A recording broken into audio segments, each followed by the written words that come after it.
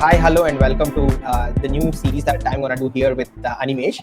So this is about solution architecture and how the SA role is overall structured. And we're going to cover a lot of details and introduction and give you a lot of resources. Hopefully, you will learn a lot at the end of the series. So today we have Animesh who will help us share all this information and about the SA role, the solution architecture. Welcome, Animesh, to the series. And this is first of like the series that I'm doing about roles and responsibilities. Or I'm really glad that you have accepted, and thank you. Yeah, thanks, Arvind, for inviting me. And it's always good to be first for something. Yeah. No, Right. I mean, yeah, thanks for accepting again. So, Animesh, without any delay, I just want to ask you straight away, getting to the point. Like, could you please give some introduction about yourself, about to the audience, and Sure. what do you do currently, and etc. Sure. To start with, I'm a solutions architect at Elastic. I've been a solutions architect for a long, long time. I think it was 2008 when I transitioned onto a solutions architect role. I wasn't even clear what I was getting into at that point of time. So the company that I worked for at that stage had a role which was half of pre-sales and half of post-sales. There was a small company called CloudMark.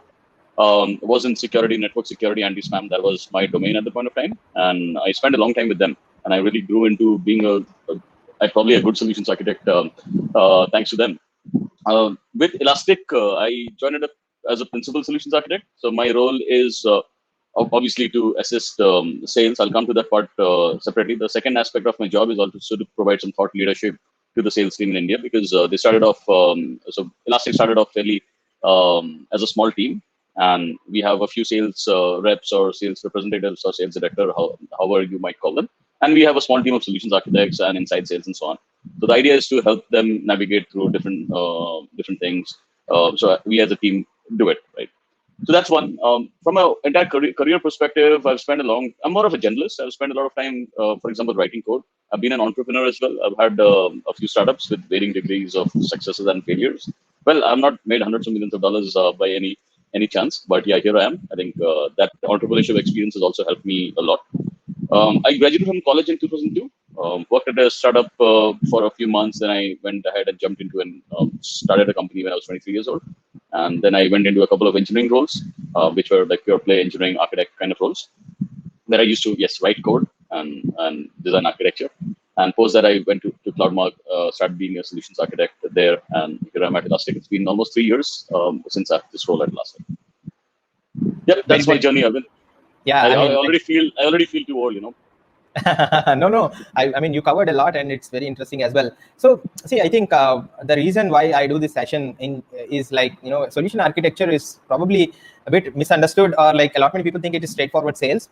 But you told a lot of things about technical related stuff. You said that you write code, you did companies, you are a founder, and you did a lot, right? I mean, it's not just about the sales part or the business part or the selling part itself. Like it is more also about the technical role as well. So I just want you to, like, from your experience of like being a solution architect nearly 20 years or so, I guess, from your experience, could you please tell how is this role in general, and what are the responsibilities that you cater to, and then what sort of like people or teams you work with? Sure. Yeah, that's an interesting question. I'll probably need a few minutes to explain that. I think one thing that I would like to point out is that solutions architects roles are well suited for people, slightly experienced people, like people who have at least like 6, 7, 8 years of experience, total experience behind them in technology in various roles. It could be engineering. And so if they have an engineering background and then they want to transition into something else, then a solutions architect role is fairly attractive at that point of time. Having said that, from my perspective, a SA role is 70% tech and 30% sales. Part of the tech role is to understand what your customers want. You should be able to understand what your customers' needs are, being able to relate to them, being able to empathize with the challenges that they're facing, and then try to see where your products actually fit in. If your products do not fit in, you should have the ability to understand that and call it out early, and also guide the customer in the right way possible. So then obviously the next stage is to assist in the sales process. So you take a particular opportunity and that you have, or a customer has reached out or what have you.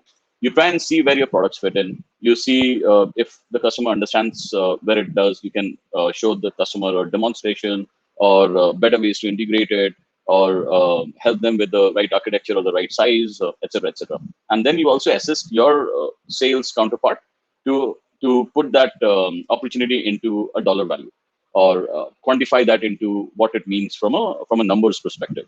So you are essentially playing a bridge between your tech counterparts, or your customers, the technology team of the customer, and on the side you are helping your sales counterpart to put numbers to the deal. So that's one aspect. Of course, over a course of time, when you've been working with a particular customer or a set of customers for a long time, you have to be some kind of an advisor to them. It is usually called a trusted advisor. It's a oft abused term, or a very cliched term, but then I totally relate to it. You have to earn the trust of the customer. You have to think for the customer. It's not about how much money you make at the end of the day for a company, how much revenue you generate. But if you have a happy customer, you should lean towards that, and that is what will get you the trust. So that's a few things about being a SA. Then I could get into a little bit more nuances of that, like what it entails. For example, if you should be able to understand what kind of architecture is best for your customer. It might not be related to your related to your product directly, but you should be able to point that out as well if your customer needs. So that's a little bit more generalistic about what a solutions architect role is. Of course, I can put that into a set of bullet points, but at an overview, this is what it is. But I just want to what teams does solution architect folks usually work into or interact with, apart from the customers? Obviously, like you definitely work, like in my question, I mean, like, do you really interact with marketing a lot, help them help them do demand generation, or do you advise your sales counterparts, or like the team, and then like do you closely work? So how does this really work? So that's my another Okay. question actually. So primary goal, or I would say that we are also driven by numbers. Most solutions architects will have some kind of numbers to associated with their compensation. It means that we also carry some kind of quotas, but I would leave it aside for now. So if you talk about secondary things that we do along with, say, helping generate revenue, is for example assist marketing in doing certain community events or participating in things which would help do demand gen. For example, speaking at webinars, or speaking at community conferences, or helping out open source users, or what have you, depending on the company that you work for. It will depend. Then obviously it is one of it's very important to take the feedback from the field back to product management and engineering. So that is one aspect that we also should be doing very diligently. If we see that the product has certain gaps, or a certain feature is not being used in the way it is intended, it is very important to take that feedback back to product management, create enhancement requests or what have you. Again, it depends on the size of the company that you work for. So if I'm a solutions architect at Google or Amazon, it would be very different. If I'm a solutions architect, for example, at Elastic, which is a relatively smaller size company compared to these cloud giants, it will be a different role. If I go and work for a 100, 200 people company, the role would be different. I would probably be even more closely interfacing with engineering or product management. So so being a solution architect, you're kind of in the middle of it all. You work with all kinds of teams. Your feedback is important. You are assisting various teams in doing various things. So that's what I would call it. Interesting, very interesting. So my question is, like, you spoke that about a solution architect needs to be relatively senior-ish, and then should have like around 6 to 7 years of experience. But imagine, like, someone who's coming just out of the college and have some experience working on open source, or as an engineer, and like have done a year or two as an intern or various places, like from his pre-final year, his or her. So I just want to understand, like, why do you say that, like, you need such an experience? And if someone is very determined to become a solution architect, wants to work with the customers, do you prefer solution architect role, or you say that is there a customer success role or some support role that you think which still also has an user interaction component, like you interact with users? What do you say about that? I would say, see, the point why I mentioned that somebody should have 6-7 years of experience to get started. It is important to being used to talking to customers, or important to be in the middle of a few things happening at the same time. Like to make it more crisper, I would rather say that handling customers on a day-to-day basis and being able to lead them towards a defined outcome is not something very easy. You have to get the experience to get it. You can't read it in a book. You can obviously read things, but then without having actually done that, it's difficult to gain that kind of a perspective. The second aspect I would say is technology also is important. A solutions architect, whether it's it's a small company, big company, different technologies. It is important to have a more generalist kind of an attitude. You should be well versed with different things going around. For example, if you are a cloud solution architect, you should obviously understand the cloud. But at the same time, you should also understand, say, for example, networking. You should also understand application architecture. It might not be extremely detailed. You might not need to go ahead and write a mobile application or a web application, but you should understand how things work. And again, like there is only as much as you learn in university. It's not that you learn everything. So that's what I would say. And at the end of the day, yeah. Yeah. So the question here is like, is if I'm a 2-year or 3-year experienced engineer and I just want to like try my hand at being a solution architect, is there a path, or should I do certain things that help me to become a solution architect? Or you say that maybe if you are applying for an architect role, or if you're applying for a senior engineer or a SDE4 role, and then that's why you kind of then that's when you start looking at these sort of roles. Or yeah. So that's the original intent of my question, actually. Yeah.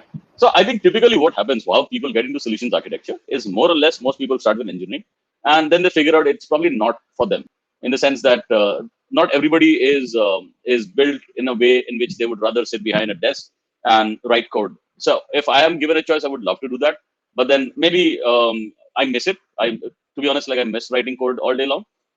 That is something I don't do regularly at the moment, and I would love to go back. But this is where it starts. That you want to do more. You want to have a larger impact, or you want to do something which has an impact every day. So when I'm writing code for a large piece of software or a large product, you don't get to see what is happening or how your users are using it. So when you want to see or make changes every day, and you are a little bit inclined towards that, so that is when you start looking out. That when you want to become, say, a project manager or a product manager or something on those lines, and then you realize that solutions architect role is something that you might be a good fit, and that is when people kind of start looking out. So to answer your original question, whether somebody with 2-3 years of experience can start there and how to get started. So yes, they can definitely start if they are driven. Some people think that all you have to do is turn up and talk technology. It's not that. It's much more nuanced. You probably have to listen more than you speak. So that makes it a little bit more challenging.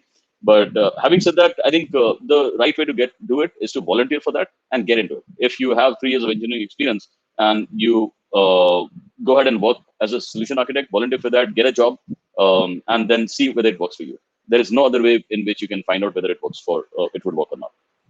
And if it doesn't work, you can always go back to the engineering role, right, or engineering career.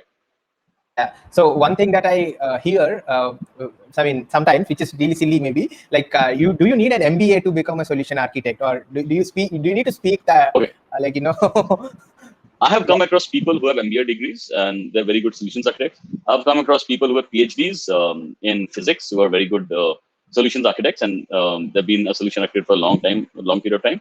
And I'm an engineer, but at the same time, I'm a metallurgical engineer by qualification. But then I've always been in software since probably I was in second year in university. Having said that, MBAs help. I've come across a lot of very successful sales reps who do not have engineering degrees. So I would leave it at that for people to figure out whether MBA degrees would help or not. But yeah, all kinds of if you're passionate about being a solutions architect and this fits the bill for you, you don't need an MBA degree. So yeah, I think moving over, like, from how to become an SA, or like, what roles and responsibilities that someone needs to understand. Say, for example, you've been a founder, like you started companies, you built code, and like, you spoke to customers, a lot of things. So a lot many people in the startup world, they really want to understand, when should I hire a solution architect and which level I should hire a person. Should I start hiring from top down, like I hire a VP of solution architecture, or like a director, and start building this team, and again across the geos? So considering someone who, like you, who worked at like, a massive, multiple geo businesses who are in multiple geos, and like, I want you to like just tell us, like, the experience of, like, when should somebody start a solution architecture org?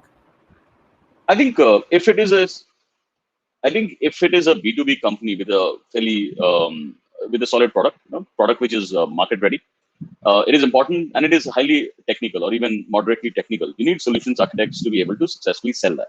Without solutions architect, if you just have sales reps, maybe you have 2-3 sales reps and you've been selling, maybe the founding team are all engineers and they build the product.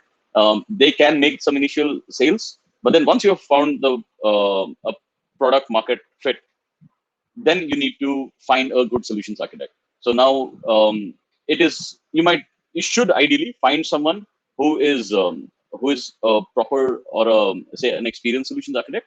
At the same time, can provide the thought leadership and even the eventual leadership to expand that team into a slightly larger team.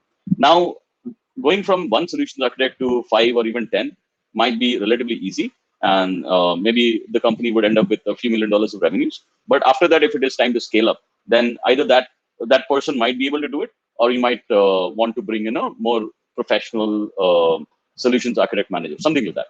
But if that person can grow into that kind of a role, fantastic. And it's not just about being able to just focus on the sales process. It's also being able to hire similar people, bring in a diverse set of experiences, being able to have well-defined processes and enabling them, well-defined processing, how to demo things effectively, help out the sales team in defining the proper way to technically position our products, create enablement material, create sales material, all of that. It becomes progressively more complicated. But when that particular company has hit say has become larger, there are say 20, 30, 40 SAs, or maybe $100 million in revenues.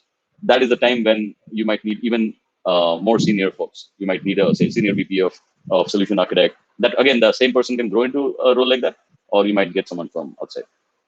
Quickly, you gave a lot of detail, and I just want to again ask a silly question. Probably, is there a book or a guide or a place where someone who is getting started to understand all of this? Because there are fantastic guides and more details from various organizations or community places where they talk about all of this, about product marketing, or developer advocacy, or engineering, building an engineering team, when to hire up engineering manager, or a lot of these things. But I really don't see a lot. So is there a book or a place that some of this is documented? Or I doubt that. I think solutions architect, there are few pre-sales books and pre-sales that I've seen.